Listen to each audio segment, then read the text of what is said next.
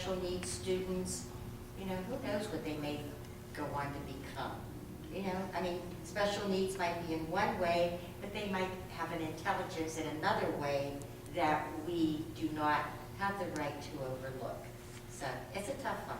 And there again, goes back with money. Mr. LeCompte.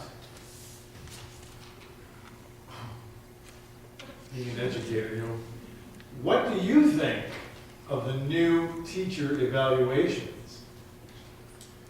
The teacher evaluations, which put a tremendous amount of effort, or emphasis on student success. And then we get down to the controversy of how to measure student success. Well, that's a difficult one because there's so many factors that go into student success, and many of those factors start at home. Teachers simply do not have the ability to affect in any meaningful way what occurs at home. When my children come home, I check their folder. I have a folder every night. I help them with their homework, my son especially, obviously right now. That's up to me. If that doesn't occur, if the family doesn't engage their children and help their children out, then they're already at a disadvantage. We also know that research indicates that differences in socioeconomics and various cultural factors have tremendous impact on how children learn. So I'm a fan of balance and fairness. So when teachers are being evaluated, let's evaluate them on the performance and not evaluate them on things that are outside of their control. And I guess that's where I'll stop. Okay. Mr. Egan. What is your opinion on the funding of charter schools? Okay. Well, that's one I can comment on, I think with some degree of expertise. And as far as I'm concerned, as I mentioned earlier, as far in my introduction, that I value public school education, and I have to the nth degree. So when it comes to charter schools, vouchers, the way I feel is that from an ideological perspective, and if you think about it, and I think I'm pretty correct when I say this, public schools are funded through public dollars, be it property taxes, the state, the federal government. You get so much from the federal government, so much from the state, so much from property taxes. The charter schools also are funded via public dollars. But I'll go back to the word I just used. Ideologically, I'm opposed to them because those public dollars then go to schools that are operated under a private entity. And that, to me, makes no sense. You have public dollars that should go to an organization, whatever it may be, where the public controls the running of the charter schools. And I will say this too, and I can't tell you his exact title, but he actually was a political theorist. His name was Benjamin Barber, and he commented on education in this country. And I'll have to paraphrase this because I can't give you the exact quote. If you give me time, I could go to my manila folder and probably pull it out. But in any event, in essence, what he said was that if indeed education is failing in this country, no matter how much money is put into it, if you don't have a social structure in place, and that would be then people favoring education, social structure, that no matter how much money is put into education, no matter whether it's public or charter schools, kids will not get an adequate education. So you need the social infrastructure. And by that, I mean people have to value education, have to put a priority on education. You can't pay lip service. And there are things, and this is why if I'm elected to the school board, and I think everyone else at this table would have to agree, that we would have limitations. There's only so much we can do. A lot of things that need to be implemented, in my opinion, are at the state level. But that's out of our jurisdiction. But people want to talk to me about that afterwards. As you can tell, I certainly have a strong opinion on that. I do have opinions on a lot of things, but on the other hand, I survived, as I mentioned, 4 years in the business world. So believe it or not, there are people like me that are valued in companies, and I suspect there'd be people like me who'd be valued in school boards too. Oh, perfect time. No. And Mrs. Bedio?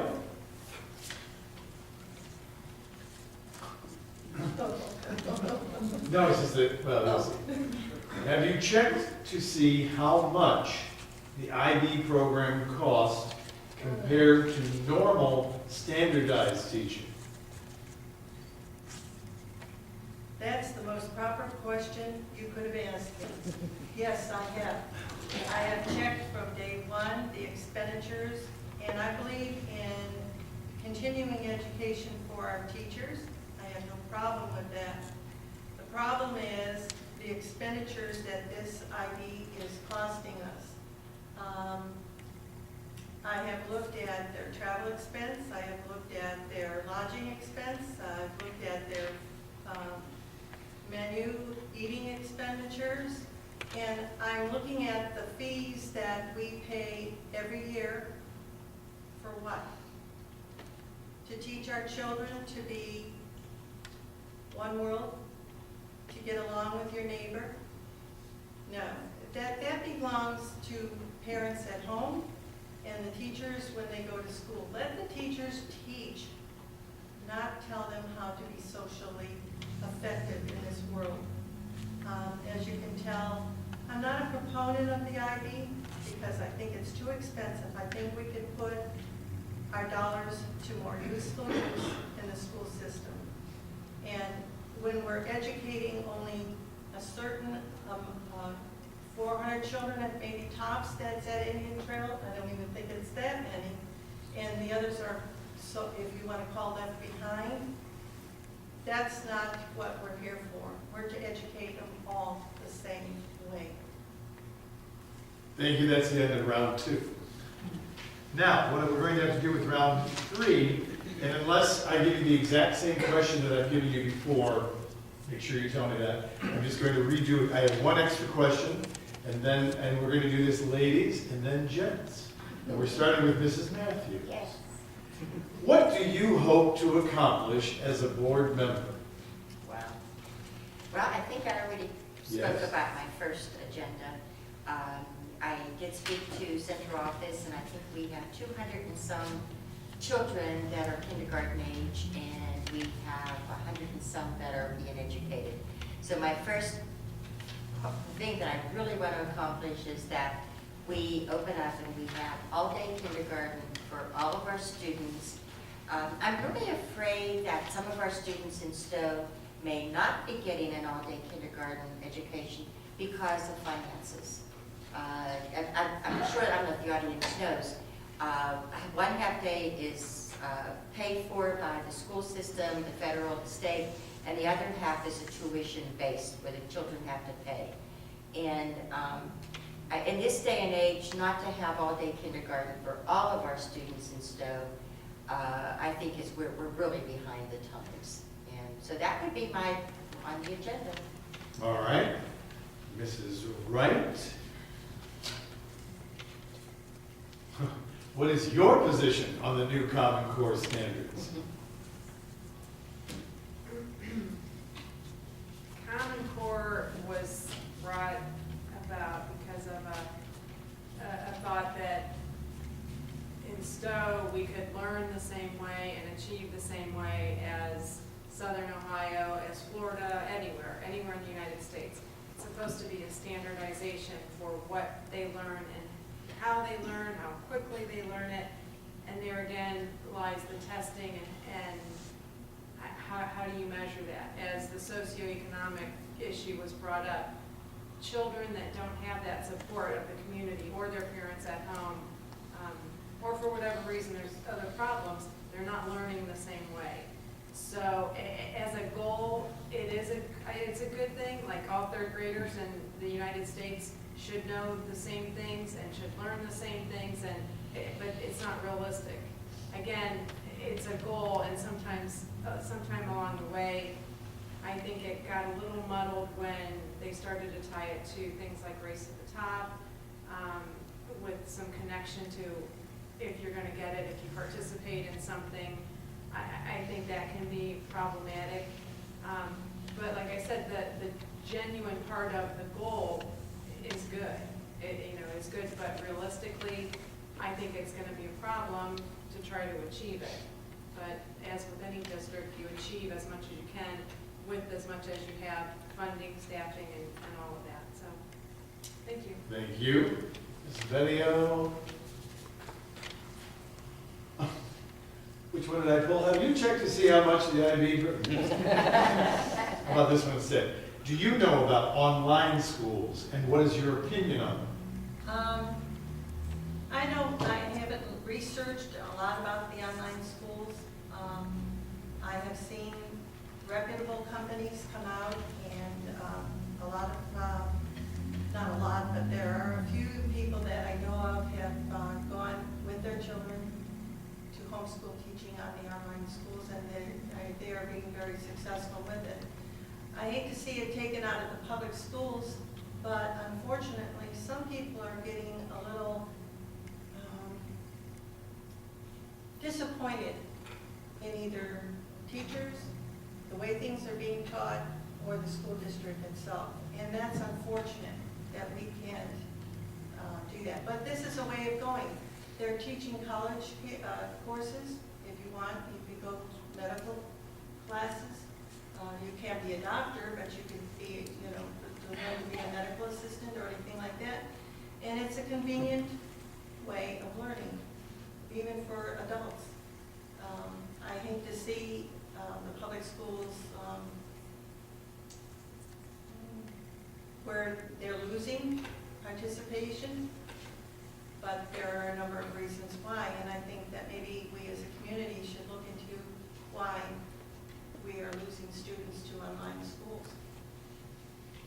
And the gentleman, Mr. Egan. I'm not going to use it. It's another ID. It's the same one I keep.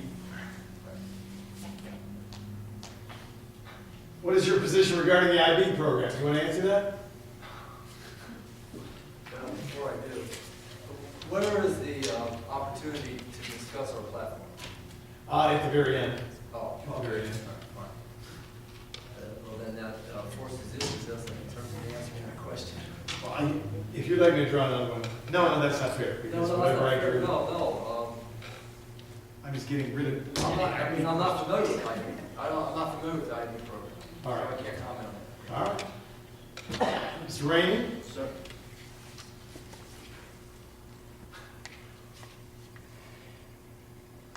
With the change in traffic patterns, how to circle the Marhoff property, what do you propose for the buses at Indian Trail that use that route but can't, use that route, but can't maneuver the circle? Okay, well, fortunately, I have a little bit of experience with the buses coming in out of Indian Trail. Like I said, my daughters both go there, and I know that it's kind of a tight area. I'm not completely familiar with the proposal, and one thing we have to keep in mind is that it is just a proposal. That's not, there's nothing set in stone. I can't give you a guaranteed answer right now, because one is just a proposal, and two, I don't know the specifics of it yet. But kind of going back to what Mr. Egan said, is you're going to have to work with the city, we have to work with the community to find out our best solution. Hopefully, this is something we can fix in the planning stages before it becomes an actual problem after it's been built. So we have to, kind of get involved, learn the details, make our proposals, and fix this thing before it becomes a problem for everybody else. Thank you, and Mr. LeConte. How important is the gifted program in the Stowe schools? I think it's very important to challenge students at their various developmental levels in a fashion curriculum that's going to be linked to their level of achievement, clearly. If you don't do that, obviously, you're going to have children that are not challenged, they become bored, they become disinterested. So yeah, I'm for the gifted program. I also, think that we have to be cognizant of both ends of the spectrum, and I'm going to kind of float into the other question as well. I think that we're judged as a society by not only how we serve our most gifted, but also those that have need.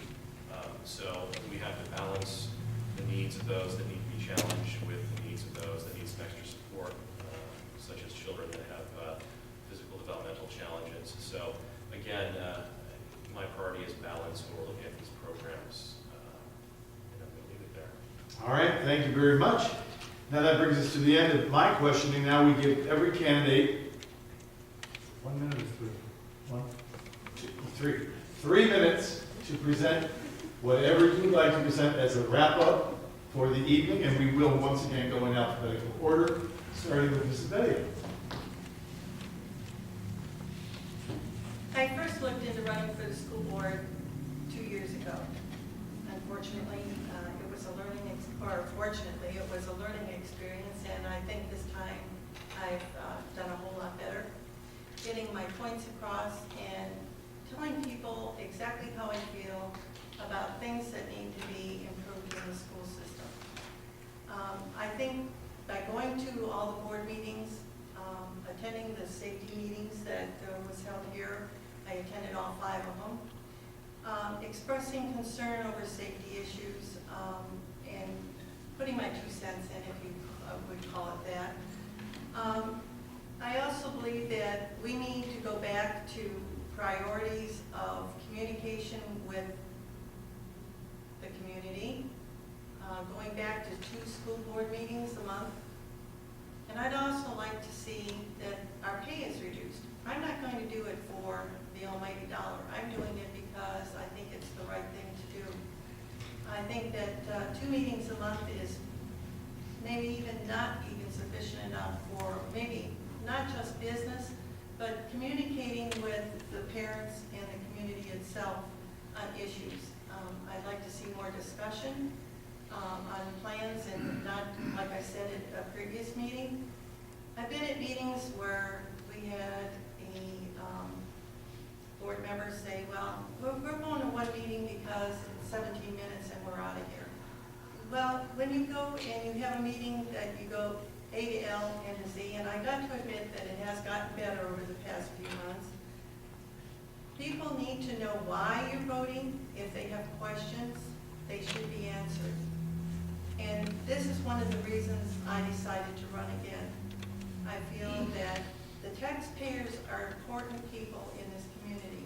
They need to know where their tax dollars are going for, and exactly what we're paying for, not just education of the children. We all know that our schools are here to educate, but where is the rest of the money going? I'd also like to see that our attorney fees, which I believe right now are like $500,000 this year, I'd like to see them cut. When I first, even when I worked with the school system under other superintendents, we retained a law firm on a retainer for so much a month. If they did nothing, they got paid. If they did a whole lot, they got paid the same amount. It's extravagant, the amount of money that we're putting into somebody else's pocket. So that's where I stand, and I respectfully ask for your vote in November. Thank you. Mr. Egan? Okay, thank you. As we talked about tonight, about the public school districts having budgetary constraints, and certainly Stow Munroe Falls is no exception to that. And I alluded to that earlier when I said that the problem really goes to the state level as far as funding for schools compared to what you get from property taxes. So that aside, what I will do is I would adopt a platform where I will examine the budget to make sure, well, not actually to make sure, but to see if there's any disproportionate spending of academics over everything else. And by that, let me give you an example. There was a paper recently that I read, and it was entitled Educational Economics. And in it, the author said that there was analysis of finances done at a public high school in the Pacific Northwest. And they found that the school was spending $328 a student for math instruction, and more than four times that for cheerleading, to the tune of $1,348 a cheerleader. So to me, that is obviously disproportionate spending of, in this case, cheerleading, athletics over academics. So as a platform, I will look at the budget, and I will always favor academics over non-academics as far as the spending is concerned. And with that in mind, I'll take the position highlighting attainment of quality education, ensuring ensuring, trying to ensure that our students come out as good citizens. And again, if that is at the expense of athletics, then that would be the case. Thank you. Thank you, Mr. LeCon. Well, we have to keep the mission central, mission to educate our children, and my decision will be based on the best interest of the children. Clearly, the process for making those decisions goes back to my preparation as a researcher. I make evidence-based decisions. I like to look at the best practices. I like to compare our district to other districts and make sure that we're doing what we're supposed to be doing. So as a researcher, that's something that I can contribute. I ask for your vote on November 5th. I think it's important that individuals on school board are professional, conduct themselves in a professional manner, and contribute to a positive community. I had the opportunity to observe the meeting last night, and to say the least, there were some issues in terms of civility. And that's important because we set the tone for our children. We're examples for our children. And if I tell my third grader to play nice and be civil, and then they come and they view the school board not playing nice and being civil, what's that saying? So I think it's important for the community to understand who they're putting on your school board and understand what they're contributing. And if they have best interest of the children in mind, or if they have another agenda. I have no political agenda. My agenda is Jacob and Elena. I'm very selfish about that. And that's the bottom line for me. Thank you for coming again tonight. Thank you, Mr. LeCon. Mrs. Matthews. Well, to pick back on what Dave just said, you have to be a team player. There's 5 of you, and 5 for a reason, because you need the odd vote on there. But you need, and I learned this as a board member, you need to work with your administrators. You need to work with central office. You need to work with the teachers. You've got to be a team player. Without a team player, you're not going to go forward in the educational system. And the biggest goal, I can remember one of our first retreats where we had this in front of us, and it said, students first. That is your goal. When you vote on anything, whatever you're doing, it's the student who is important. Why else would you be on the school board? When you come to think of it, it's the education of our students, of our children in Stow. But like I said, I really feel that the team effort is so important when making decisions. Does that mean we all agree with each other all the time? No, you don't. But you work through it. You really work through it, and you get the expertise of everybody involved, and then you come down with a decision, a solution. And we owe that to our taxpayers. We owe that to our students. We owe it to our community. And I mean, that's all I can say. It's not an easy job. Being a school board member is not an easy job. It's a lot of responsibility. I mean, I couldn't get over when I found out I could hire and fire people. And I went, whoa, you know? I mean, that's a responsibility. And, you know, and 5 people, you know, you're less educated and less prepared from some of the people that you can hire and fire. So you've got to have, again, students first and be a team player. And that's what I think I was when I was on school board. And if I do get elected, and if you elect me, I plan on being that same person again. Thank you. Thank you. Mr. Rainey. Thank you. Again, thank everybody for being here. It's great to see everybody out here. A couple things. There's 4 main branches of my platform. One is fiscal responsibility. No matter what we want to do, no matter what we'd like to do, it doesn't matter if we can't pay for it. So we got to make sure that our budget's in order and we can do the things. Again, education has to come first. There's a lot of ways we can do that. Make sure we get the best value for the community. I've said this before in other meetings. You know, technology is great. I love technology. I want to make sure our kids get the best technology education they can, but not just for having the best toys. I want to make sure everybody has a very solid understanding of the tools that they need, the math, the science that goes into how you actually use those tools. The example I've used is my daughter, when she just did this recently. She does a better PowerPoint presentation than I do. She's amazing at it. But if she doesn't know what to put into that or how to know what to present, I don't know how that helps her so much. And luckily, she does know. a lot about what she's been able to do. The second platform, or the second part of my platform is community involvement. That was one of my questions tonight. I'd like to make sure we're engaged in the community as much as possible. Make sure the board is as transparent as possible so the community knows not just what we're doing, but why we're doing it. So that you guys can keep us accountable. You know, we're there to represent you, and if we're not doing the job that you want us to do, you have to be able to first see that, and second, be able to come and tell us, you know, either you're doing the right job, you're not doing the right job, get it fixed. The third one is the science technology, the STEM program, science, technology, engineering, mathematics. I was able to bring in 100 students from Kimpton Middle School to where I work. I work with two great teachers, in Jake Miller and David Turner. They designed a great program where the kids designed Monopoly pieces. The winners were sent to me, I printed them on our 3D printers, and the winners actually got to take those home with them. The kids spent 2 hours, got to see exactly what our engineers do all day, got to do a lot of hands-on interactive things, and I'd like to see that we not just educated them, not just had a good time with them, but actually showed them a career that hopefully they can be working towards and hopefully thrive in down the road. And the last one is adult education, and we're here for the children first, obviously, that asking them first, but there's no reason, we have a lot of resources here, there's no reason we can't use those during off hours, during the summertime, to help our community get more value for their money. Especially with the economy the way it is, I know that there's a little bit more we can be doing to make sure we're helping those who need our help. Another couple of things, so just to throw them out there, we've got a few seconds left. I'd like to make sure that we're looking at all options to help with those stated goals. I know there's been a lot of interest in restarting the finance committee. I'd like to do some more research into that, seeing if that's feasible, seeing if that's a good idea and the way to go. And in other words, I know there's been a lot of concern about human resources, getting that back into the system, because I know some teachers feel like they don't have a place where they can go to raise some of their questions. So I'd like to look at that, and if that's the way to go, bring that back as well. Thank you. Thank you, and finally, Mrs. Wright.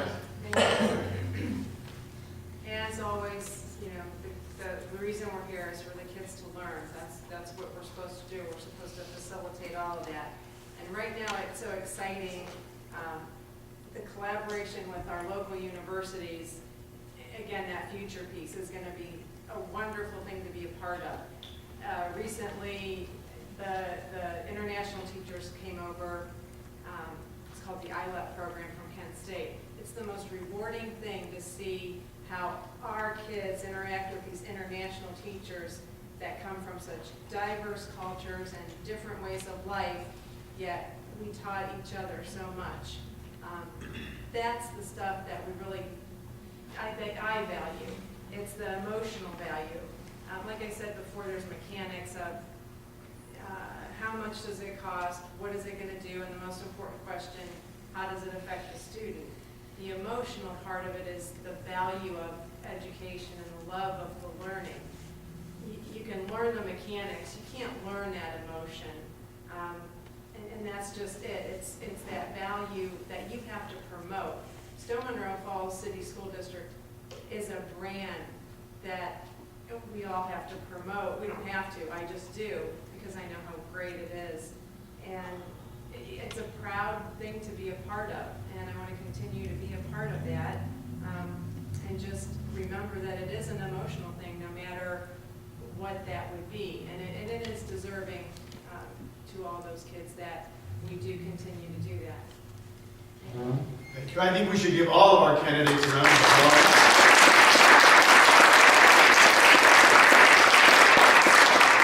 I would like to thank them all for coming tonight, and we'd like to thank all of you for coming tonight. We do hope that you will make sure we're applauding you now.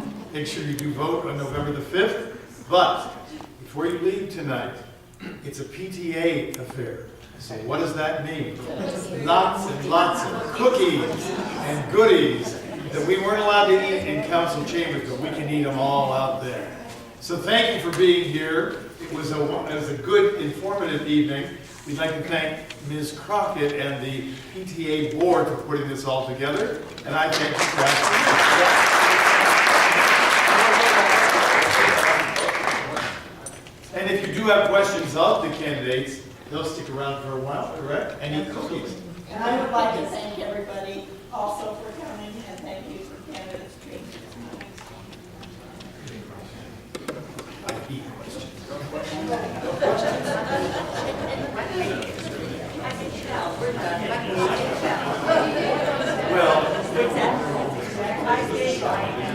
Well, that's. International Jackpot.